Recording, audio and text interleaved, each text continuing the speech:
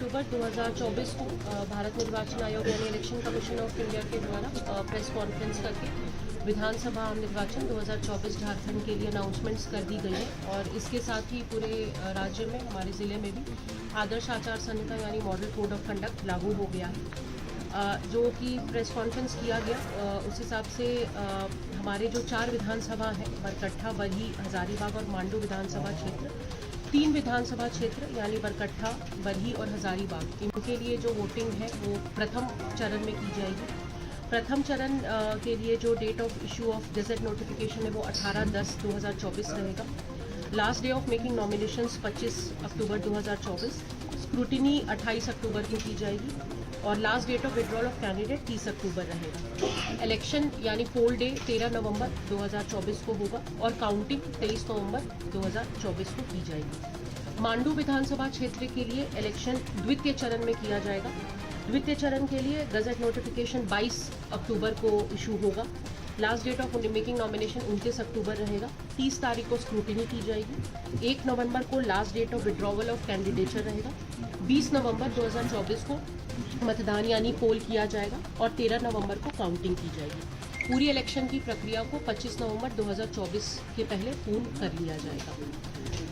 इसके साथ ही अगर हम लोग मतदाताओं की संख्या के बारे में बात करें तो इन 4 विधानसभा को मिलाकर हमारे जो कुल मतदाता की संख्या है वो 15,95,649 है, 15,95,649। इस वर्ष लोकसभा के पश्चात और पहले भी हम लोगों ने इलेक्टोरल रोल को बहुत प्योरीफाई किया और उस क्रम में हम लोगों ने कुल 24,431 डेड वोटर्स, 14,438 शिफ्टेड वोटर्स और 10,064 डुप्लीकेट वोटर्स को इलेक्टोरल लिस्ट से डिलीट किया है और हम लोगों ने कुल 50,326 नए मतदाता हम लोगों ने जोड़े हैं, जिसमें 18 से 19 वर्ष के आयु के जो फर्स्ट टाइम नए वोटर्स हैं वो 42,578 हैं। हमारे यहाँ दिव्यांग मतदाताओं की संख्या कुल 22,287 है। 80+ वोटर्स की संख्या 8,547 है। हम लोगों ने कुल 15% वृद्धि अपने महिला मतदाताओं की संख्या में की है और आज हमारा जेंडर रेशियो जो पहले 947 था वो बढ़कर 958 हो गया है। हमारे यहाँ कुल मतदान केंद्र की संख्या इन 4 विधानसभा को अगर हम लोग मिला लें तो 1866 है, जिसमें कुल 1668 बूथ हमारे जिले के प्रशासनिक क्षेत्र में आते हैं। सभी कोषांगों का गठन कर लिया गया है जिला स्तर पर। कुल 17 सेल्स बनाए गए हैं जो कि सभी एक सीनियर पदाधिकारी जिले से उसके नोडल ऑफिसर्स हैं।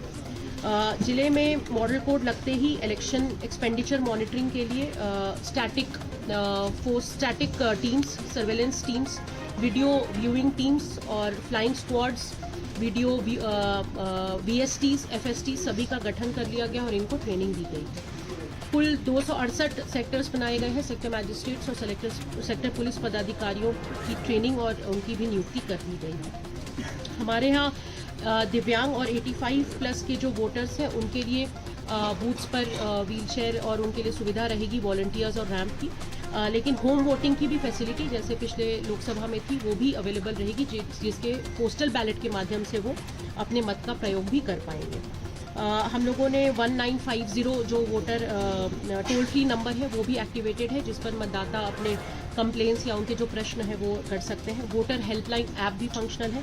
सी विजिल ऐप, जिसमें किसी प्रकार के MCC वायलेशन की अगर कोई शिकायत हो तो कोई भी उस पर जाकर उसे लॉन्च कर सकता है और उस पर नेसेसरी अग्रतर कार्रवाई की जाएगी। Media certification and monitoring committee MCMC का गठन कर लिया गया है, जिसके द्वारा प्रिंट एवं इलेक्ट्रॉनिक मीडिया के माध्यम से हो रहे प्रचार प्रसार का अनुश्रवण किया जाएगा। जैसा कि हमने बताया कि 2 चरणों में चुनाव हमारे यहाँ 4 विधानसभा में प्रस्तावित है।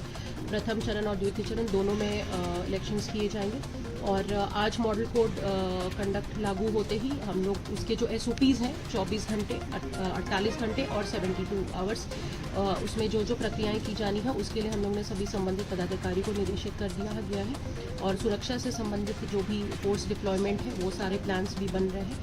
तो आशा है कि हम लोग शांतिपूर्ण और निष्पक्ष चुनाव के सुनिश्चित करेंगे।